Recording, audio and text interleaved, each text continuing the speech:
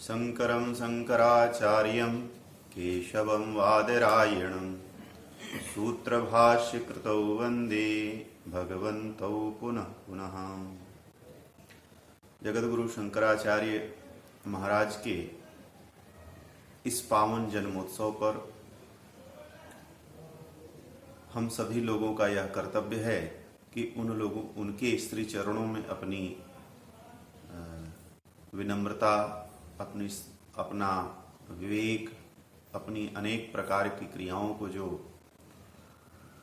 हमारे जीवन में अंधकार को फैलाने वाली थी, उसको वो दूर करने के लिए इस संसार में प्रकट हुए। तो हम उनके श्री चरणों में अपनी कृतज्ञता को समर्पित करें। भगवान शंकराचार्य का जन्म वैशाख शुक्ल पक्ष पंचमी को हुआ था और यह पश्चिम का जो पीठ है, शारदा पीठ, इसका सबसे पहले उन्होंने स्थापना की थी। प्रथमम पश्चिमामनाय शारदा मठ उच्यते, अर्थात पश्चिम में उन्होंने शारदा मठ की स्थापना की थी। हम सभी लोग ऐसे महापुरुष, ऐसे साक्षात भगवान शिवावतार भगवान शंकराचार्य की खूब अच्छे तरीके से उनका जन्मोत्सव यहाँ हम लोग मनाते हैं। इस बार विश्व में एक अलग प्रकार का समय चल रहा है, महामारी का समय है। और एक प्रकार से ये जो महामारी आज लगी हुई है, ये तो रोग की महामारी है। यही मानसिक महामारी होती है। जब लोग मानसिक रोग से पीड़ित हो जाते हैं और सभी लोग एक ही दिशा की ओर भागते चले जाते हैं, और वह दिशा मृत्यु मापनोति, अर्थात मृत्यु से मृत्यु की ओर ले जाने वाली होती है। वो असत से असत की ओर ले जाने वाली होती है। वह अंधकार से अंधकार की ओर ले जाने वाली होती है। और यह हमारा वैदिक सिद्धांत नहीं है। हमारा वैदिक सिद्धांत है असतो मां सदगमय, तमसो मां ज्योतिर्गमय, अर्थात असत से हम सत की ओर चलें। यह वैदिक सिद्धांत है।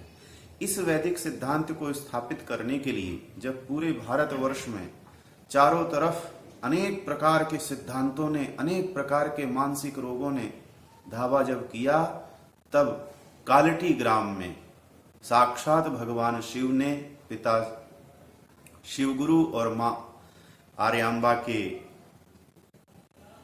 मां के गर्भ से साक्षात भगवान शिव ने जन्म लिया और शंकराचार्य के रूप में, शंकरा और आज तक चैतन्य मूर्ति के रूप में वह परंपराएं आज चल रही हैं। ऐसे समय पर, जिस समय संसार में केवल अंधकार ही अंधकार फैला हुआ था, उस समय उन्होंने जन्म लिया और पूरे देश से मानसिक रोग को उन्होंने दूर किया। अंधकार को उन्होंने मिटाया, अज्ञान को उन्होंने मिटाया, अनेक प्रकार के सिद्धांतों को उन्होंने मिटाया। और यह सिद्धांत सदैव विश्व में कायम रहे। भारत के हिंदू हिंदू बने रहें, भारत के सनातनी सनातनी बने रहें, वैदिक मार्गी बने रहें, वर्णाश्रमी व्यवस्थाएं बनी रहें, वैदिक व्यवस्थाएं बनी रहें। इसके लिए उन्होंने 4 मठ की स्थापना की। जैसे 4 दिशाएं होती हैं, जैसे 4 वेद होते हैं, वैसे ही उन्होंने चारों दिशाओं में जैसे 4 धाम होते हैं, उसी प्रकार से उन्होंने चारों धामों में एक एक मठ की स्थापना की। यह द्वारका मठ भगवान द्वारकाधीश की कर्म भूमि और भगवान शंकराचार्य जी की कर्म भूमि यहीं से प्रारंभ होती है। भगवान शंकराचार्य ने शारदा पीठ का स्थापना किया। पूर्व में, पश्चिम में प्रथम शारदा पीठ की स्थापना यहाँ किया।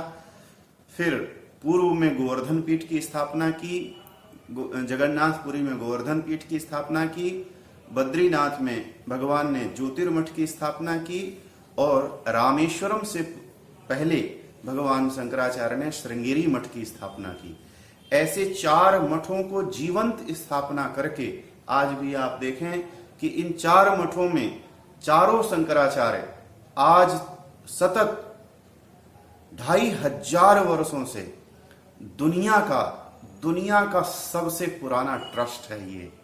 जब लोगों ने ट्रस्ट नाम नहीं सुना था, संघ नाम नहीं सुना था, सृष्टियां प्रारंभ हो रही थी, और ज्ञान का कोई प्रकाश नहीं था, तब भारतवर्ष में ज्ञान की वो परमोत्कर्ष अवस्था थी जिस अवस्था में ज्ञानी लोग आनंद लिया करते थे, जिस अवस्था में इस देश का बच्चा बच्चा भगवान के चरणों में स्थापित होकर भगवान के चरणों में अपने आप को समर्पित करके और विज्ञान को चैलेंज करता था, यह भारत भूमि है। भारत भूमि ऐसे ही महान पुरुषों की भूमि है। और कहा जाता है शंकरः साक्षात चरति भूतले शंकराचार्य रूपा। संसार में भारतवर्ष भगवान शिव का दर्शन करना, अगर भगवान शिव का दर्शन करना हो तो साक्षात शंकराचार्य का आप दर्शन कर लीजिए। भगवान शिव के दर्शन करने का फल प्राप्त हो जाता है आपको।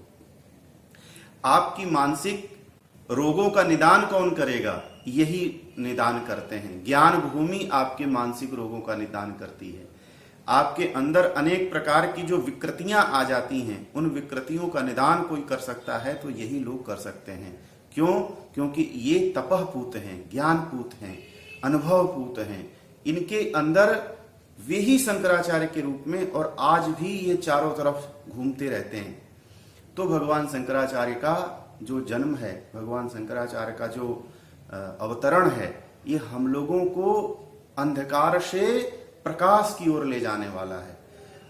जो चीज हम लोग कर रहे थे, जो चीज हमको करना चाहिए वो छोड़ करके जो चीज हमें नहीं करना चाहिए वो हम लोग प्रारंभ कर दिए थे। आज भी देश देखिए महामारी में फंसा हुआ है और आज सभी लोग वही सारे नियम, पुराने नियम जो हमारे पूर्वजों ने बनाए हुए थे। पूर्वजों का ये नियम था कि दूरी से दूर रहना चाहिए, एक दूसरे से संपर्क, किससे हमारा संपर्क होना चाहिए, किन किन जानवरों से हमारा संपर्क होना चाहिए, किन किन लोगों से हमारा संपर्क होना चाहिए, कौन जानवर हमारे किस काम के लिए है, इस सारा रिसर्च करके उन लोगों ने सिद्धांत बना दिया था। उन सिद्धांतों को अगर हम मानते होते तो पृथ्वी आज इस दशा को प्राप्त नहीं हुई होती। हम लोगों ने उस सिद्धांत को छोड़ा और हमारी स्थिति बिगड़ी। इसलिए यह आज इस सांप्रत काल में भगवान शंकराचार्य के जन्मोत्सव पर एक यही सबसे बड़ा हम लोगों को एक शिक्षा मिल सकती है और हम लोगों को एक प्रेरणा मिल सकती है। वह यह है कि हम लोग अपने घर में बैठे हुए हैं, बैठे बैठे क्या करें? अर्थात भगवान ने आपको आपके घर में बैठा दिया, कहा कि खाने की चिंता नहीं करो, खाना हम दे रहे हैं। आज हजारों लाखों लोग अपने घरों से निकल करके और उन लोगों को भोजन करा रहे हैं जिनके पास भोजन की सामग्री नहीं है। यह भगवान की कृपा है। आज लाखों करोड़ों पशु पक्षी सब भोजन कर रहे हैं। ये कौन करा रहा है? जब मनुष्य बाहर नहीं निकल रहा तो करा कौन रहा? ये भगवान ईश्वर करा रहा है।